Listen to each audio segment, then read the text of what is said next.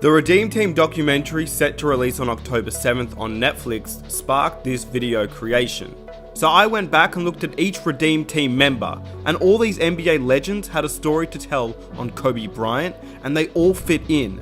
So here's the craziest Kobe Bryant Olympic story that you've ever heard. If you enjoy these types of videos, please help me out by hitting that like button, subscribe if you are new, get your popcorn, sit back and relax, and welcome to the craziest 2008 Dream Team Kobe Bryant story.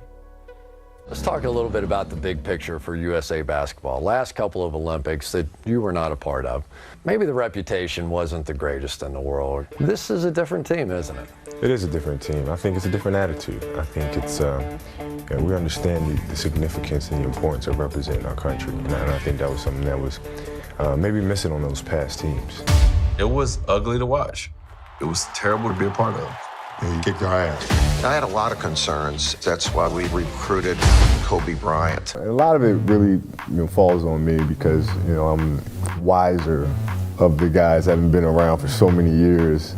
So most of the time I set the tone in practice. I'd like to share a lesson I learned from him. It was 2008. The Redeem Team was formed. And we were in Vegas for the start of training camp, and we were getting ready for the Olympics in Beijing. We're going to head to Beijing. And this is when I knew Kobe was a monster, though. You hear about it, but you really, if you don't see it, you really don't know. So 2008 Olympics was right after he and the Lakers got beat by the Celtics. We were in the player lounge, like playing cards. There was 4 of us playing spades, and he came in, and there was a little wine. Sat down, poured himself a glass. And he saw this newspaper, and he saw a picture. It was something about the Lakers series and blah, blah, blah. And it was a picture of Paul Pierce celebrating. And there was a picture of Paul Pierce. So they had just lost to the Celtics in the finals, tragically. And in a very, gut-wrenching way. If you remember, they blew a lead. It was not good. Kobe Bryant sits down and pours a glass of wine. We're like, what the fuck, And he got very competitive with drinking the wine. And it was he didn't want to be behind anybody on these glasses. And we were like, Kobe, we got practice tomorrow. We're just sipping. And I just remember watching Kobe just stir the pot the whole time. You know how Kobe does. Nope. He was into this wine. I've had 3 glasses. You've only had 1. And I was like, that's because I'm small. And he literally, he didn't say a word. He didn't say anything, but we saw him, take the paper. He started cutting out the Paul Pierce picture. Ripped out this picture. He, folded it up and he put it in his pocket. And he was like, it's motivation for next year. But, dead ass serious. And we were like, okay. And then he proceeded to, chug his wine, pour another glass, chug it, pour the third. And he was, basically, he looks over and he's like, now I'm 1 ahead of you guys. We were like, okay. And again, it was just this glimpse into how he worked, how he functioned. I was like, oh, that's what, that's who he is. That's what this is. This is who Kobe Bryant is. It was funny. We were in the Olympics, right? Yeah, when we were starting to build a culture at USA Basketball, Chauncey Billups, and Jason Kidd were added to add veteran leadership. Coach K did a great job of preparing us, of getting us ready. Coach K, I really want to say Coach K led the charge on that one because he knew the moment and how serious it was. But at the same time, we had the group of guys we had, you didn't have to really worry about that, with LeBron, with Kobe, with D-Wade. Carmelo and, those guys who were great guys. Me and Cole became very close. The one that I'm closest to from the team. I look at him as a brother. Bro, he pulled me to the side in the Olympics and said, you're a bad motherfucker. Like that, you know what I'm saying? Because he knew what it was already. So for me as a young player, 4 years in the league at that time, it's nothing, you want nothing more than somebody like that to come to me like, oh, you're a bad motherfucker, you know what I'm saying? That was respect. So when he did that, I knew it took a lot out of him to tell me some shit like that. Yeah. So I took that and I built on that. And I thought the world of him prior to my experience with him, then playing with him, even more so. He just works extremely hard, competes. But we became close on some some disrespectful shit, like going at your neck. He going at your neck. He's saying shit to you, elbowing you. I had my braids back then too, so he touching my hair. I'm like, yo, I don't, like, what the fuck are you doing? Like, yo, don't touch my hair. Like, you know what I'm saying? Like, don't touch me no more, dog. Last summer, he was the butt of a lot of jokes. And he, you know, he's smirking and, you know, he doing his little shit elbows. He come back elbow me, I come back elbow him. He's gonna be physical with you, he's gonna try to wear you down. He laughing, talking about that's all you got. You know what I'm saying? It was just pushing your buttons. Pushing my button to see if I was where I was gonna stand at. I was just listening. I was just trying to soak everything up I could. You know, and I remember one thing that he said, he was like, if you want to try to be, you know, great at it, or want to be one of the greats, you got to put the work in. You know, there's no substitution to work. And so we get into a city, one of the cities very late, and immediately we all go to the gym. You know, all my guys, it's, you know, it's Melo, it's me, it's Brian, it's Kobe. Like, we all go to the gym, we all get our work in. It's real late. And so after we get done getting our work in, me and my guys, we say, hey, like, let's meet for breakfast in the morning. And I wanted to establish myself as a young leader on the team by waking up bright and early. Like, if you can't sleep, whoever first one wake up, hit us up, we're gonna go eat. Day one. So the goal was to be the first one at breakfast. And so we probably get like 3 hours of sleep. You can't sleep much when you're traveling across the world, you know, like we were traveling. So I set my alarm. I make sure I'm up by sunrise. I get out of bed, I put on my gear, and I head downstairs. And we probably get like 3 hours of sleep, and we wake up, we go down to where the food is. And as we walking down, you know, slubbing with sleep in our eyes, Kobe Bryant is sitting there. Kobe's already there, with ice packs on his knees, drenched in sweat. Right? So we walk up to Kobe, we like, Kobe, what's up? And he was like, yeah, man, I just finished a workout, and I'm about to go do another one. Now, it took me a minute to figure it out, but this guy wasn't only awake before me. He had already worked out. And at that moment, I was like, wait, hold on. We just worked out about 3 hours ago. You know what I mean? And like, you've done another workout and you about to go do another one? He was up every morning at 7 o'clock in the morning getting a lift in, going to the gym, getting up shots, going to get breakfast, coming back for practice by himself every day, and then coming back at night to get shots up. He had just played in the finals days earlier. Meanwhile, I'd been off for months and I was still exhausted. What he had done that morning was incomprehensible to me. That dedication he had only days after falling short of an NBA championship. That taught me something I've never forgotten. Legends aren't defined by their successes. They're defined by how they bounce back from their failures. That's when I was like, okay, I got to get my stuff together. I got to get my shit together. Because this dude right here is on a whole different level than even I'm on. And I'm supposed to be great, right? So that's the kind of person he was. And that's how he drove me. You know what I mean? Like, just little stuff like that. I went back and said, okay, that means I got to work hard and I got to do more. At the first week of training camp for the Olympics in 2008, he was doing it by himself. By the second week, we had the whole team there. Yeah, I mean, it's contagious. And that was our regiment from the second week of training camp to get ready for the Olympics all the way until we got the gold medal and we beat Spain and China. That was the standard he wanted to lead. He wanted to make sure that we all achieved greatness. We put the work into it.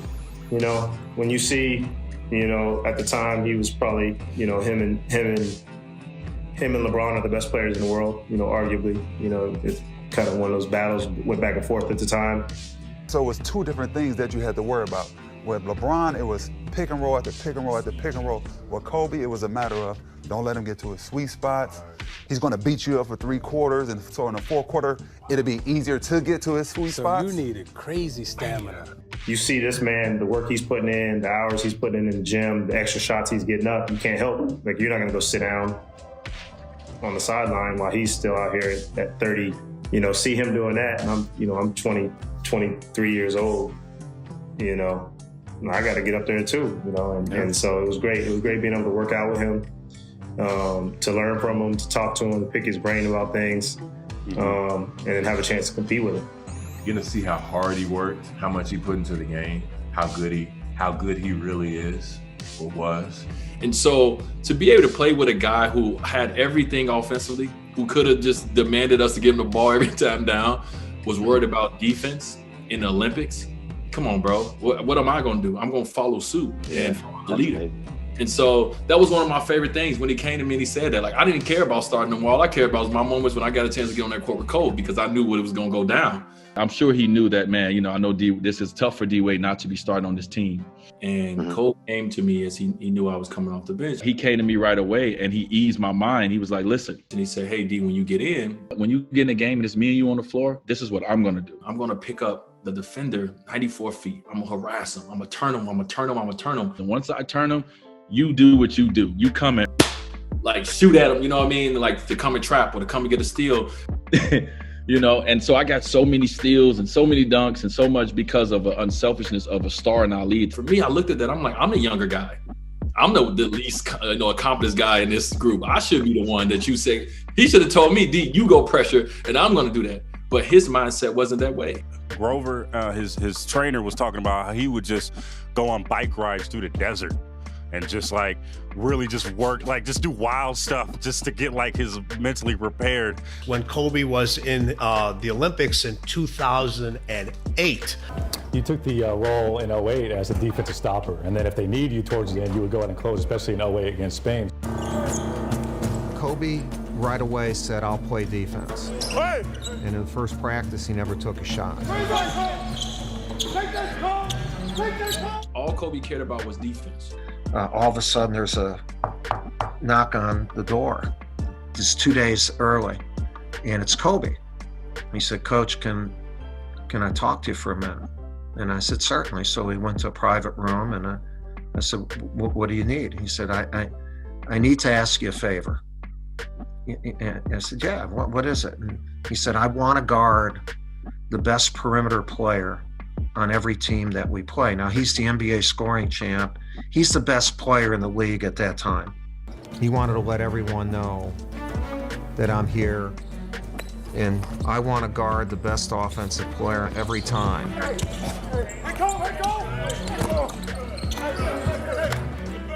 We go and we have a team meeting. In the first practice, he doesn't take a shot. He does not take one shot. Mike Krzyzewski, Coach K, was the coach, and he pulled Kobe and myself over, and he said, so I call him over afterwards. I said, yo, Kobe, you're actually going to have open shots. Will you shoot the frickin' ball? And Kobe said, I've been playing this game for I don't know how many years. I've never had an open shot. He goes, no, because with the talent that we have and the offense we're going to run, you're going to have open shots. So Kobe goes, well, where are my open shots going to be from? He said, mostly the corners. That's something that I really took the challenge of, because very rarely did he take shots from the corner. And he smiled, he had that smile. And he said from then on, I was the only coach ever to ask him to shoot. And you know what he was doing, JJ? He had this vision of moments. He knew that for us to win the gold medal, we would have to beat Argentina, whether it be in a semis or the gold medal game. And that he wanted to guard Ginobili.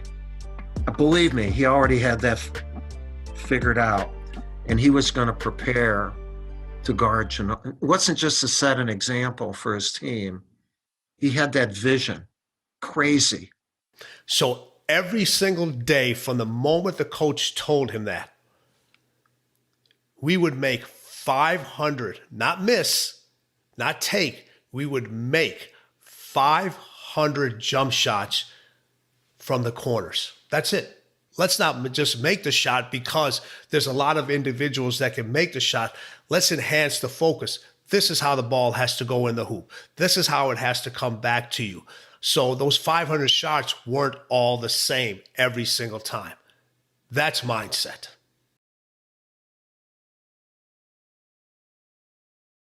Fans, the defending world champions, we're both undefeated, and this is a game everybody was waiting to see. ¿Y de tu relación con Paul, your Paul's relationship? We're like brothers. I mean, we're very, very close, and I'm very happy for him that he's playing well. I mean, we're very, very tight, so it's a little tough to compete against him. Right before the game, Kobe came to see me when they came to visit the village. I remember that very clearly and vividly.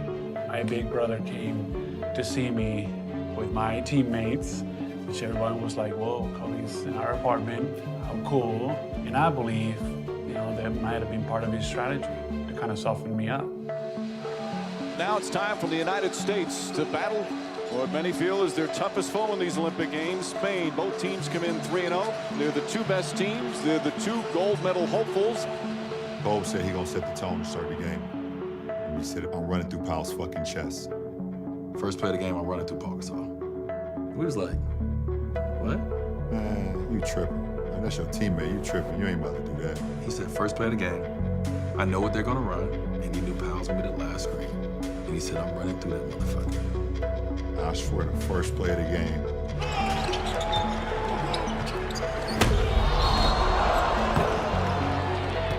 We was like, holy shit. He just went right into the middle of my chest, tried to get right through me to send a message, to not just to me, but to his teammates. Say, hey, this might be my brother. I play with him, we're close, but I don't care about anything else but winning. I'm right there in front of him. It's like, wow. Ooh. Yo. He was just like, no, he ain't my teammate right now.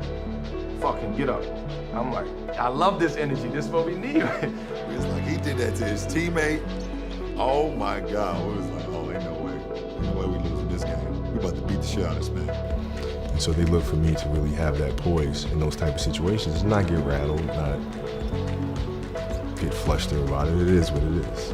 And so just to kind of keep that composure was part of my job.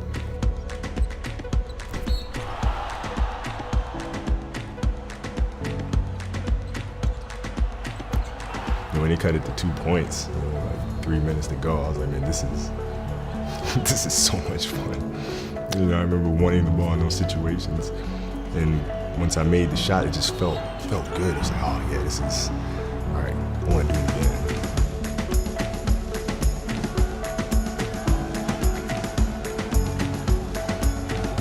It's a different feeling than playing for your country. When you're playing in the NBA, you're playing for a particular city, a particular market. When you're playing for your country, those lines go away. We're all together. We're all playing for USA basketball. And, it carries a great honor with it that goes above and beyond winning the NBA championship. That moment is very special.